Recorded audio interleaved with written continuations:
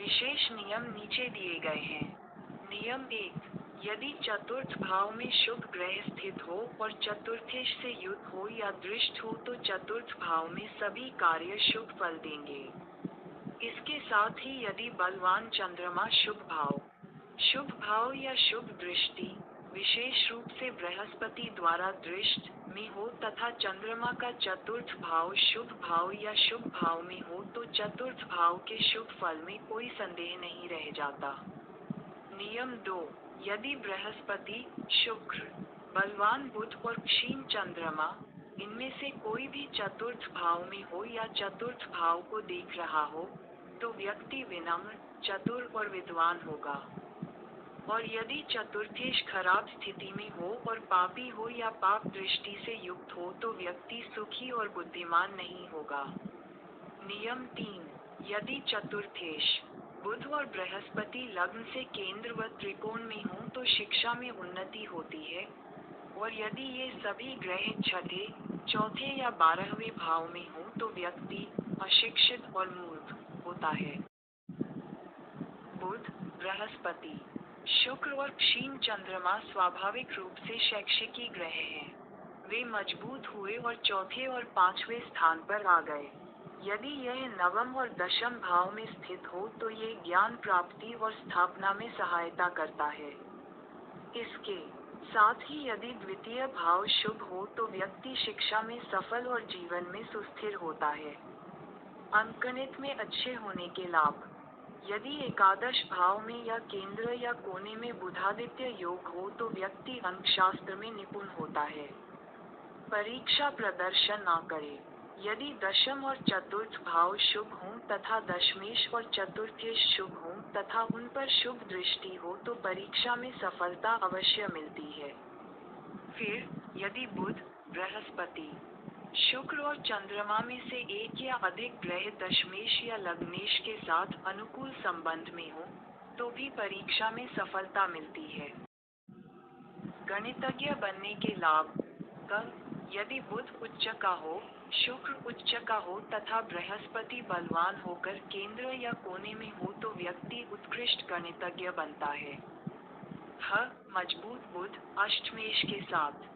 यदि शनि अष्टम भाव में हो और बृहस्पति लग्न में हो तो व्यक्ति उत्कृष्ट गणितज्ञ बनता है। शिक्षा में बाधाएं, यदि बुध, बृहस्पति और दूसरा भाव खराब स्थिति में हो तो शिक्षा प्राप्ति में बाधाएं आएंगी। यदि तृतीयेश लग्न, तृतीय या पंचम भाव में हो तो विश्वविद्यालय की डिग्री प्राप्त करने में बाधाएं आएंगी। सामान्यतः प्राथमिक शिक्षा को दूसरे स्थान से, स्कूल और कॉलेज शिक्षा को चौथे स्थान से, तथा उच्च शिक्षा और शोध कार्य को क्रमशः प्रथम और 7वें स्थान से आंका जाता है। डॉक्टर बनने के लाभ, यदि शुक्र, बुध और चंद्रमा तीनों ग्रह केंद्र या त्रिकोण में, या 3 लग्नों में से किसी एक में तथा शेष 2 केंद्र या त्रिकोण में बलवान हों, तो व्यक्ति चिकित्सा में कुशल होता है। इसके अलावा, मजबूत मंगल के साथ, जातक सर्जरी और रसायन विज्ञान में विशेषज्ञ बन सकता है। भूमि प्राप्ति योग, यदि चतुर्थ भाव शुभ हो, भाव का स्वामी बलवान हो तथा शुभ विचार वाला हो, साथ ही मंगल, भूमि का कारक, शुभ हो तो भूमि प्राप्ति संभव है। इस नियम के अनुसार यदि चंद्रमा बलवान होकर मंगल के स्थान में शुभ हो तो माता शुभ होगी। यदि शुक्र और चतुर्थेश एक दूसरे के मित्र हों, और शुक्र चतुर्थ भाव में हो तथा चतुर्थेश जयभस्त, सप्तम भाव में हो, तो जातक को अपनी पत्नी से भूमि विरासत में मिलेगी। ग्रह लाभ योग, 1, यदि चतुर्थ भाव शुभ हो तथा भाव का स्वामी या लग्नेश चतुर्थ भाव में हो। 2, चतुर्थेश और लग्नेश केंद्र या कोने में हो तो अच्छा मकान प्राप्त होता है। 3, यदि चतुर्थ भाव चर राशि में हो तथा चतुर्थेश या चतुर्थ भाव चर राशि में हो तो एक से अधिक भावों का लाभ होता है। 4, यदि चतुर्थेश बलवान होकर 12वें भाव में हो तो दूसरे राज्य या विदेश में मकान मिलेगा। 5. यदि चतुर्थेश कमजोर और खराब स्थिति में हो तथा शुभ भाव मजबूत हो तो मकान कठिनाई और देरी से प्राप्त हो सकता है। 6. चतुर्थेश दशम में तथा दशमेश चतुर्थ में हो तथा मंगल बलवान हो तो बहुत धन होता है। गृहणक्षय योग।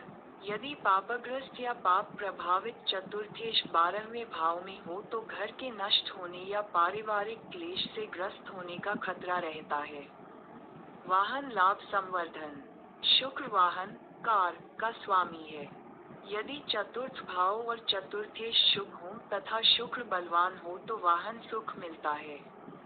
मातृ स्वास्थ्य।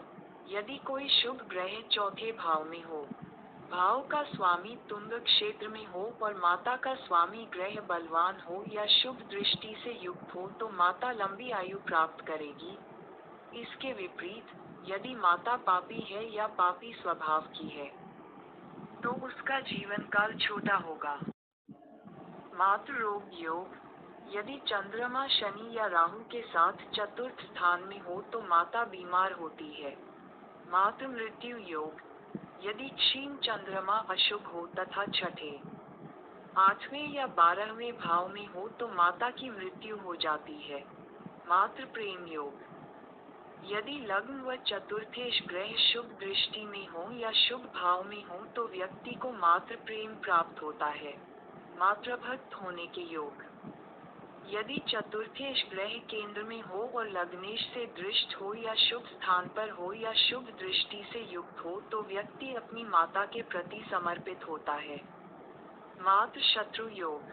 यदि चतुर्थ भाव और एकादशेश दोनों ही लग्नेश के शत्रु हों तथा पापग्रह हों या दृष्ट हों, तो जातक की अपनी माता से शत्रुता होगी। यदि चतुर्थेश शुभ ग्रह हो तथा जय भाव में हो तो पुत्रवधू अपने ससुर, जातक, की देखभाल करती है।